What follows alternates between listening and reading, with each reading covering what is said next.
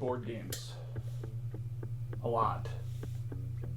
I didn't buy all these per se, but I did buy a lot of them. Hey, quick question. When's the last time that you played a board game? And I'm not talking about Monopoly or Uno. I'm talking about the thousands of board games out there that go way beyond whatever you grew up with. Board games aren't just cardboard and dice anymore.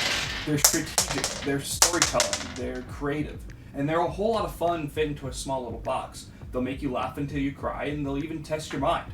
They'll even create moments that you'll be talking about for years.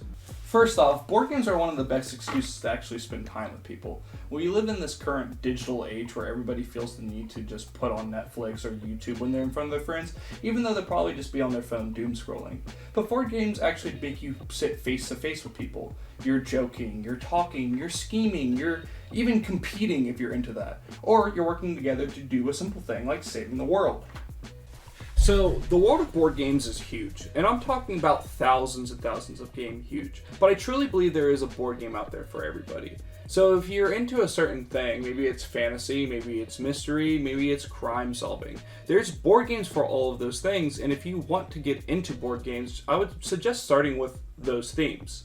Maybe into arcade-style zombie games, where the objectives are simple and you spend most of the game searching for cool weapons and, most importantly, killing some zombies. Ooh, got a lot of them. Maybe you're more into the survival aspect of zombies. So the game isn't necessarily about going around killing the zombies, but trying to actually survive it, collecting food, searching for supplies, and trying to survive that cold, harsh winter. And, ooh, looks like I'm not surviving this one. Now, don't get me wrong. There are a lot of board games out there that you play and they go, I don't know what the heck is going on. And they're very complex, and they're meant to be complex. They're meant to not be that easy to pick up. But the reason why those are still made is because they want you to have that moment where you make the perfect play and you do something really cool, you know? For instance, in Arcs, it's all about control and gaining victory points. And one of the ways you can gain victory points is by, well, doing what I'm doing. Killing people. But that's what the game is meant to be. Complex. And that's perfectly fine, because as much as we enjoy complex games sometimes, we also have to enjoy something simple. The Mind. The Mind is a perfect example of a simple game. It's a game of 2 to 4 players, and it's pretty easy. You have a deck of cards. It's equal 1 to 100. And the objective is that when you play cards, you play the lowest number from all the players in it, going all the way to the highest number. The caveat being, you can only use your mind, or at least you can't talk. You can't really say anything. That's the whole point of the game. You have cards equal to whatever level you are, from 1 through 12, and your objective is just to see as high of a level as you can get with your friends. And I will be honest when I say that it will be a very bonding experience, because you'll go from loving your friends to wanting to strangle them. Because why are you not playing a 17 when it's been 30 seconds in the match and nobody's played anything? Why? Why? Why? When it comes to board games, they are basically kind of a workout for your mind. I mean, you're making decisions, you're bluffing, you're developing strategies, you're collaborating under pressure. I mean, a lot of board games are kind of like a Sudoku puzzle or a crossword puzzle. It's just to kind of allow your brain to think and do things that you typically don't have to think about. I mean, think of Cat in the Tower, for instance. I mean, this is basically reverse Jenga. You're just trying to get a cat up the tower, except all these pieces are different sizes and different heights. So it kind of adds to this whole, how do you place these in a certain way, because the tower is always going to end up lopsided. With the added fact that there's all these weighted different feline friends that Toto has, and that they just kind of allow that tower to change and shift weights so much. And you have to place the feline friends in order to advance Toto more and more above the tower. And the game is pretty sweet. I mean, the story is that Toto's mother gets turned into a star. So you're trying to have Toto get to his or her mother, and it's this whole game of just watching this tower fall and feeling bad because you want Toto to succeed. Because there are endings to this game. There's multiple endings, actually. As you beat the game, you have to advance the tower higher and higher and higher and higher to get to each ending. And it's kind of sweet because, I mean, I haven't even gotten to the first ending yet, but it's still captivating to have this sort of narrative already developed for this game where I'm just trying to get this cat to see his mom, and that's just rough. I don't know what else I could say. It's cute. It has its theme. It has everything about it. It just boggles my brain to a degree that I can't even explain. It's just cute. And then you have to add the fact that I'm supposed to play this with other people? You mean that people who aren't going to think the way I do, who aren't going to know weights the same way, as least that I know weights, and we're supposed to build this together to get Toto to see his mom? There's no way in heck any of my friends are going to be able to help me out with this. But that's the enjoyment from board games. It's the fact that you do have those moments where you succeed with your friends in ways that you never thought of. And that's the beauty of it. It's doing this weird puzzle, kind of fitting this cog into a machine that you never really thought of. It just, at some point, you just take a step away and you look at what you achieved and you go, I did that. I was able to fix this one problem in this game, or maybe I thought that my friend was going to be completely unbeatable and another friend did something to kind of ruin their plan, and I was able to capitalize off of it and just make something cool happen. That's why I love board games, is just having that moment where something cool happens, not even to me, but to one of my friends or just somebody at this table, and just be able to experience that with them. And that's why I love board games. And I feel like it's hard to have that experience where you sit here and you try over and over again because you just want this cat to get on the top of this tower, but it keeps collapsing. But that's fun because you get to try and try and try again. You see the tower get formed from the ground up. It's beautiful. It's art. It's amazing. And I mean, people put so much heart into these games and to make them enjoyable and to make them just their own thing. So just go and play a board game. Like, just go find something that you might be interested in, just a theme or just something. Just go into a board game store, look at something that would look cool on your shelf. You might not even play it right away.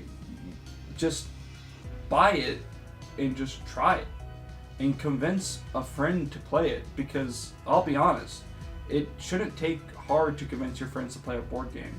And there's definitely a lot of board games that you can find that are kind of stepping stones, and I'll probably go into them in a different video of those type of board games, because I think it's important to share these experiences with your friends, because again, how often do you see your friends in person, and how often do you create a memory with you're with them in person? And again, board games just cause memories to happen. That's the fun of it. That's why you should play board games.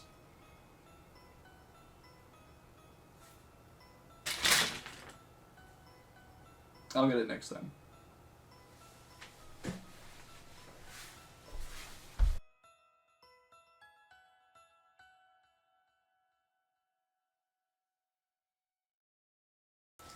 Thank you for watching this video, by the way. I've always wanted to get into content creation. I mean, I grew up doing theater, so kind of being online, or at least have sort of audience, is something that I just enjoy having. It kind of gives me a sort of energy that it's kind of hard to explain, but when you feel it, it's something that's hard to kind of get. And I feel like doing content creation is something that's super enjoyable and definitely kind of up my alley. I love board games. I grew up on them. I play them all the time. A lot of my favorite moments growing up were just playing board games with my parents. And it wasn't until a recent time where my nephew, who I love him to death, but when he got his phone, he decided to just call me all the time and ask me to buy him Robux. And he was a kid who was developed by a lot of digital stuff. I mean, he watched YouTube all the time. He was obsessed with screens. And it wasn't until recently that my family decided to kind of ease him into board games. He started with something like Zombicide, which, again, is a pretty simple game. You just go around and you kill zombies. And it turned into this whole situation where he started learning other board games, like Takedo, which I only played once, so I can't really get into how complex that game is, but it's not crazy complex, but it's a little bit more than just rolling dice. There's actually like a strategy to that game. And ever since then, he started calling me and asking me to play board games with him. And it kind of dawned onto me that he doesn't really realize that he's asking me to sit down and just talk to him and interact with him and have that engaging conversation where we can talk about the game that we're currently playing and share an experience with each other. And I think that's kind of important. I mean, again, we're talking about a child, so he should be wanting to just sit down and play video games all day or, you know, like put his face to a screen. But we're talking about a kid who wants to interact with other people, and I think we're starting to kind of lose that in this day and age. I just kind of hate that sort of feeling of feeling like I can't just sit and have a conversation with somebody anymore. And I think that's why I've been drawn so much into board games recently, is because I'm craving that sort of in-person experience with other people. And I started doing a lot more playtests and doing playtests online. And I think that my favorite thing when it comes to that is just the fact that there's a lot of people who I talk to who I never knew prior. But I feel like by the end of that game session that we had, board game session, I just kind of built this weird friendship with somebody. And I'll probably still never talk to them again, but it's that weird camaraderie that you just have when you play that game with somebody. And we kind of lose sight of that a lot. So I plan on making videos just about board games that I enjoy. So everything that you saw stacked at the start of the video, expect a video on it at some point. And I'm hoping to have something come up with this. But regardless, I get to sit here and talk about my favorite board games, which is what I want to do. So if you could like, subscribe, and if you have any questions about board games, or you're new to the hobby and really want to get into it, or you are in the hobby and you're interested about any of the board games that you may have seen while me stacking them, or just recommendations, I would love to kind of get a community started to just talk about board games of all different kinds and things that we enjoy. I also really like TCGs, so when Riftbound comes out, expect videos about Riftbound. And I used to play the One Piece card game, and I want to get back into it, so maybe I could start making videos on that, who knows. But if there's a board game you think I should try, you should definitely leave that for me to, again, try. Or maybe you're new to developing board games and you want somebody to playtest them and review them. I would definitely love to do that. I love playtesting board games. It's something that is very nice feeling, because it's not me wanting to put input into board games, but it's just playing something and just telling somebody, is it fun? Is it not fun? Or maybe this is something that you could add to change things up. But besides that, that's it. Like, oh my goodness. My name's Osage. Thanks for gaming with me. I